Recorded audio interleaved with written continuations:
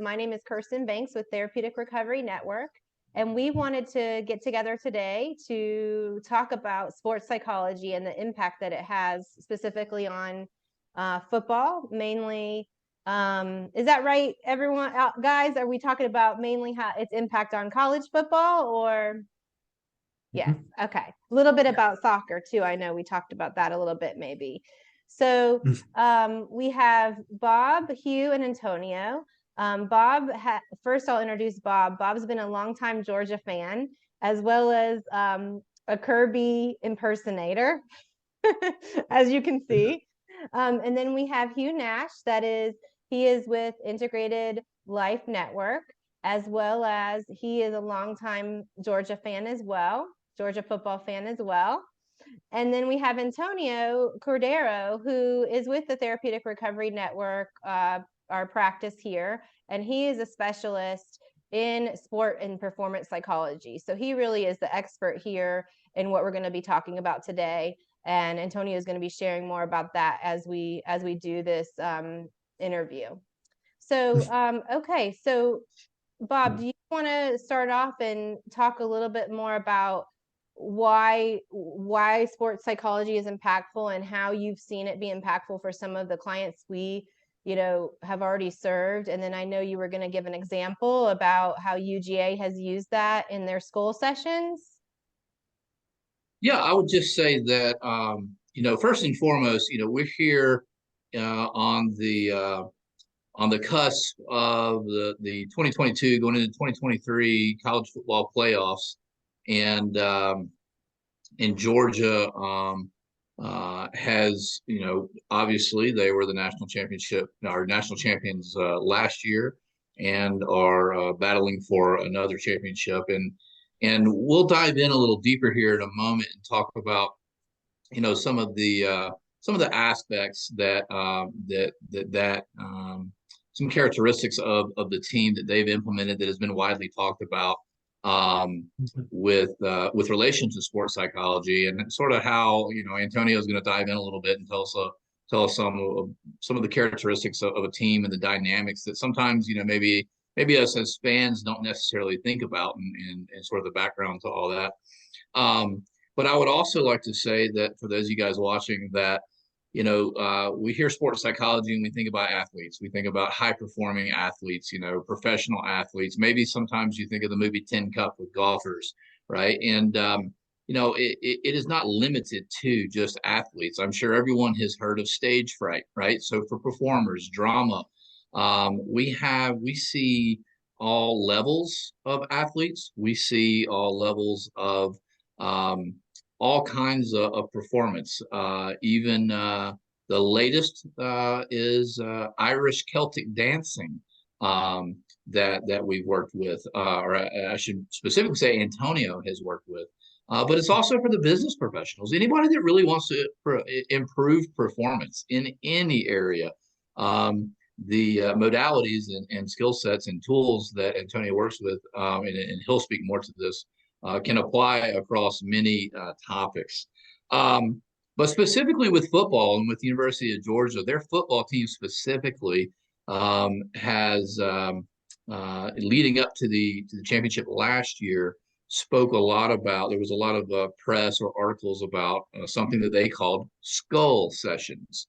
And, essentially they were where they broke up into small groups to talk about everything but football, or maybe life off of the field. And it created, community amongst the players and the teammates, and more than just football. And so, Hugh, being also a world of knowledge with the University of Georgia, everything was especially football.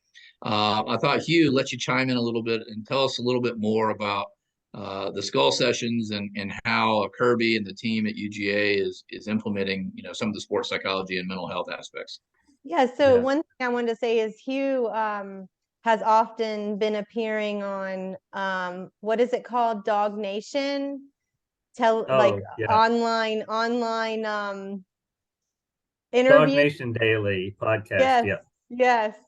So, and then the other thing is talking about, when you talk about the school sessions, is telling us more about how that relates to culture of support, and how that also relates about, to the program that you work with, at IC, and how that culture of support, is a form of, successful treatment at the program that you're with.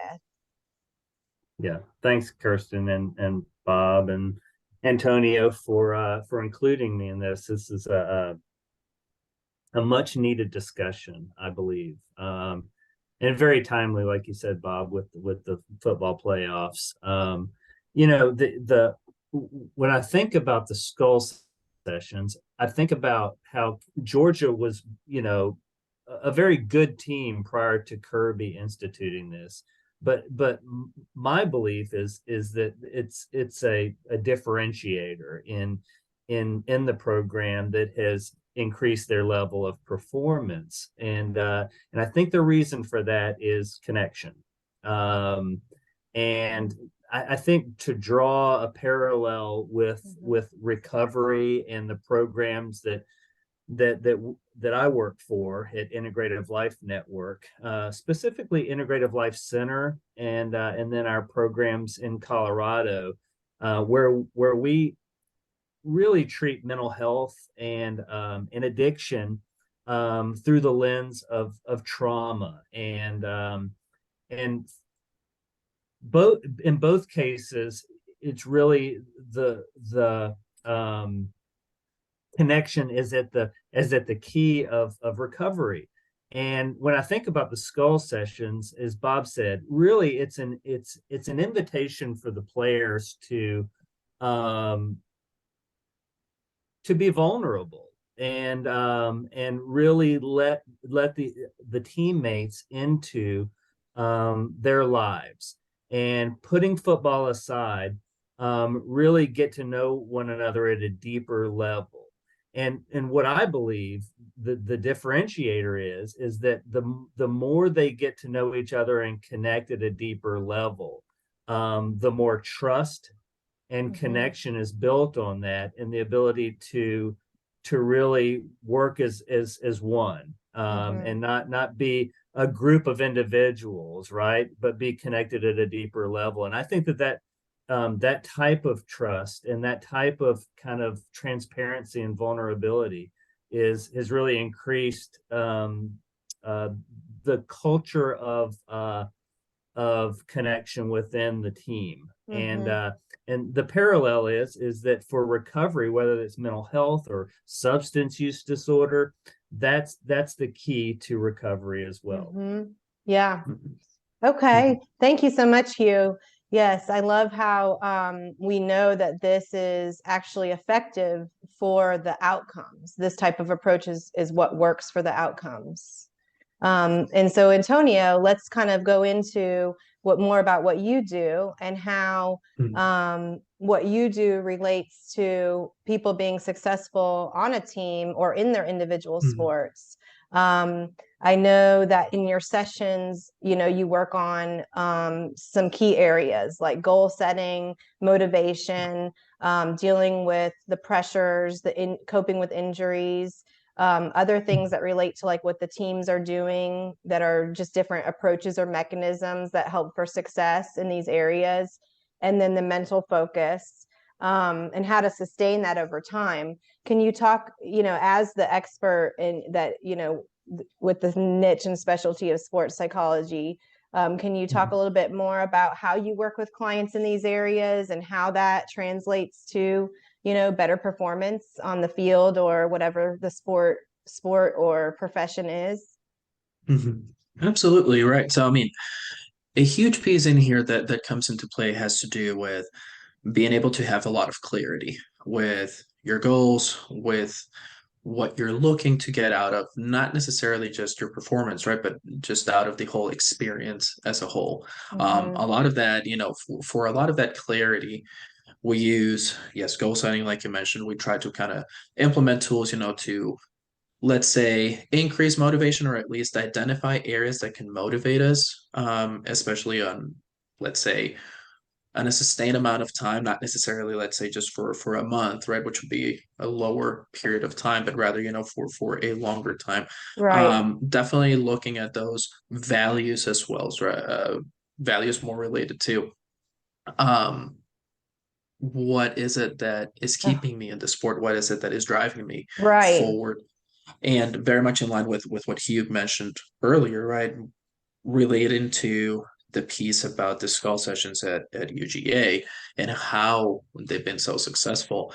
A big piece of that has to do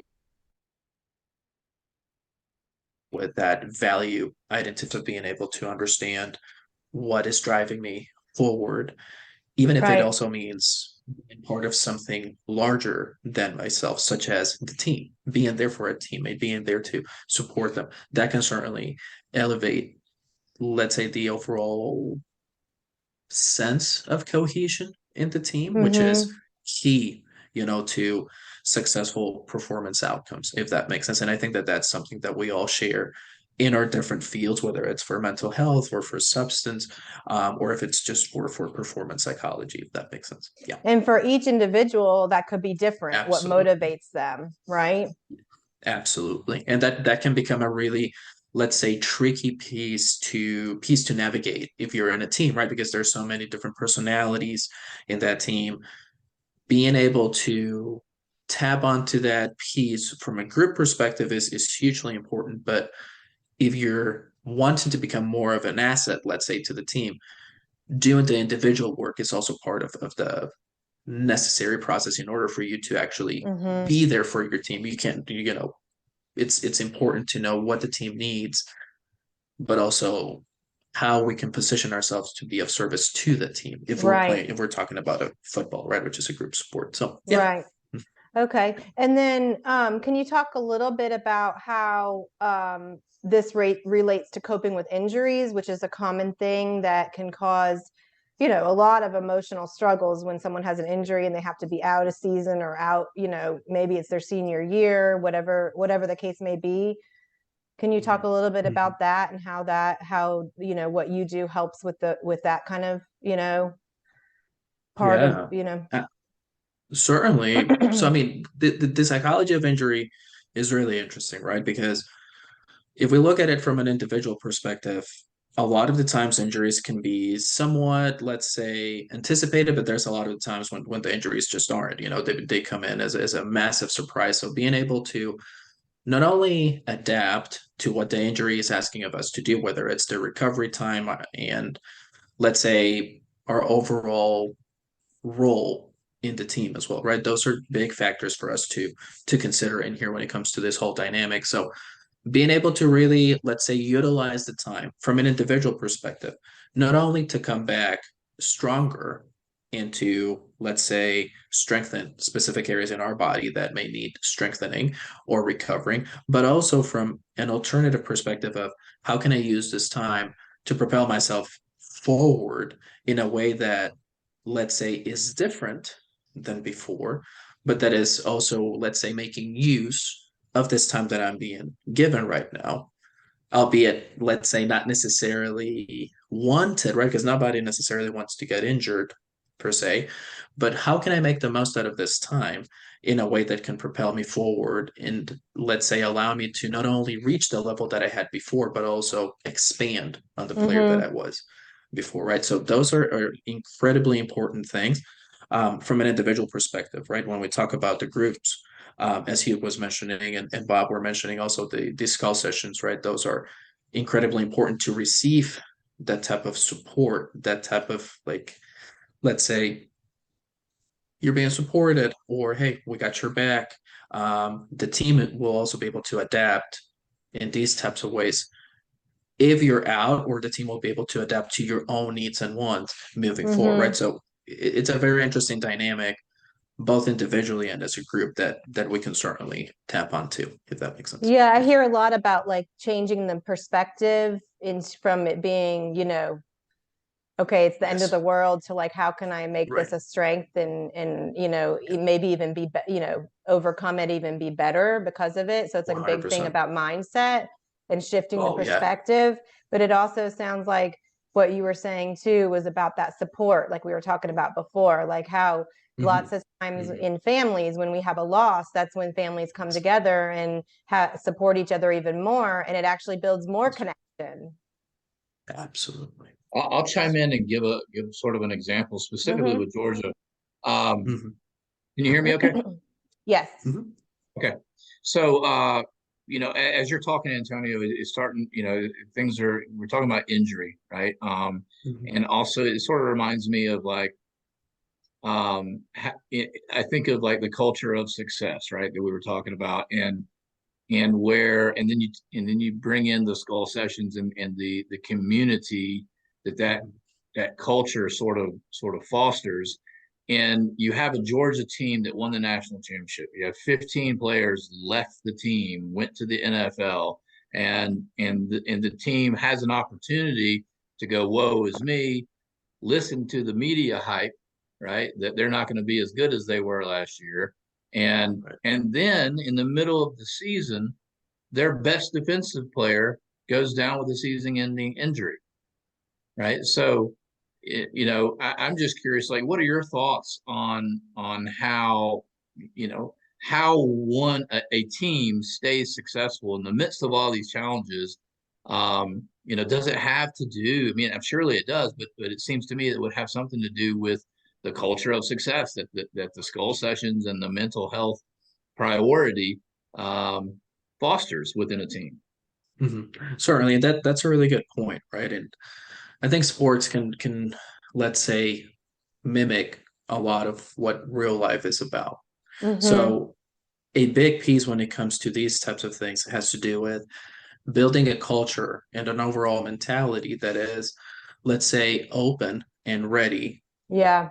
to respond to setbacks or respond to things that may not necessarily have been anticipated before, but that still allow you to feel comfortable and confident in your ability to respond to whichever adversity you've been exposed to, right? So when we look at it from an injury perspective, that culture translates not just for that individual recovering in terms of, okay, a setback has happened. This was not necessarily in my plans at the very beginning of the season, but this is how I can respond. But also from a, let's say, broader perspective, that culture can also, let's say, influence a person who is playing behind the person who got injured in a way for them to understand this is my opportunity now, not necessarily just for myself, but to become an asset to the whole team, right? Becoming part of something greater.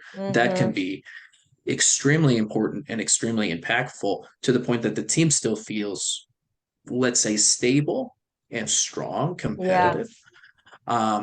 Which is not always, you know, to be fair, you guys, when we're talking about college athletes and the distractions and mentally and emotionally, all the things that come into play, it's difficult to adjust to setbacks in that type of way, right? But it's something that becomes incredibly influential to the whole success thereafter if you're able to, let's say, navigate it properly. Yeah. And I think in sports too, we oversimplify the idea of next man up, right? And it's not always that simple. And I think things like skull sessions and just the emphasis put on the culture and psychology of the team, it makes it much easier when there's trust and connection built, right? Like with the person that wasn't expected to play a pivotal role in the team suddenly is thrust into a super important situation. And the rest of the team is able to rally around the person struggling, you know, because they know that person at a deeper level. You know, all the athletes bring far more than football, right, to their stories, and getting to know their struggles, I think really helps each and every one of them know that they're not alone in that, and connect at a deeper level. So when something like that happens, everybody is able to kind of roll with that in a better way, and it becomes not necessarily next man up, but it becomes, you know, another valued person's team is able to to move into a place and be trusted. And I Yeah. think that's super important. Yeah, so this is 100%. this theme, a theme of you know, the culture, the support, the open system, how you're talking about, okay, one person can't fill a role, but another person's able to come in and be of service. It's just the same language that we use in our intervention work, you know, when we work with families. Everything you're saying is the same thing when, you know, that we do when we work with families, and we're helping families heal and connect and grow and open, you know, be more open to things changing and how they can be of service to each other. And you know, just everything you're talking about is reminding me of the same thing that goes on when you're working with healing the whole family system. And parallel wise, you know, you guys work with them on kind of the front lines, individuals struggling, and then oftentimes pass them on to us to help in their healing process, Right. whether they're struggling with an addiction or mental health. What we know is that that's the tip of the iceberg. Right. There's all of the root causes that create those struggles that really need to be focused on. And there's a parallel with realizing that the performance of the individual on the football field is the tip of the iceberg, right? That there's so much of their own personal stuff that they bring to that. And being able to connect with the core of that individual is really key in helping them to lean on and depend on one another. Yes, exactly. Okay. So, Bob, do you want to just explain the services that we provide here at TRN, specifically for the sport and performance counseling, psychology services that Antonio provides, and just where to contact us, and you know, how to be able to seek information about those services? Yes, absolutely. So, you know, as Kirsten mentioned, you know, we work with families for intervention, for consulting, for treatment, consulting and placement. We have a full spectrum of counseling services. We have a total of 5 clinicians inside our therapeutic recovery network. Antonio being one of them that specializes in not only trauma, recovery, and addiction, but also has the sport and performance specialization. You can find us at our website, which is therapeuticrecoverynetwork.com. You can do a /sport-psychology, and it'll take you right to the sport and performance psychology page. You can also go, if you're interested about intervention or treatment placement, or even just, hey, this is what's going on, and we don't know what the next best steps are to take. Go to our website, therapeuticrecoverynetwork.com/roadmap. And it's a very simple tool to show you, to answer a couple of questions to maybe help identify what would be the best services for your family. You can also reach us directly at area code 404-426-7612. And we'll help you get set up with anything we can do to be of service for you. Okay, thanks so much, Bob. And then Hugh, do you want to talk a little bit about what you do, and about, you know, and give the information for your program for admissions, as well as the website and phone number? Yeah, absolutely. So Integrative Life Network is a small family of trauma-focused treatment programs, with our flagship program here in Nashville, Tennessee, called Integrative Life Center. And what we do is we help folks struggling with addiction or mental health, and either at an outpatient level or a residential level of care. And you can reach out to me directly at 615-405-9304. You can visit our website at integrativelifenetwork.com and find out about our variety of treatment programs. If you're interested specifically in an integrative life center, it's integrativelifecenter.com. And And then our admissions phone number, if you have somebody you think could utilize our services, it is 615-821-1648. Okay, thanks so much, Hugh.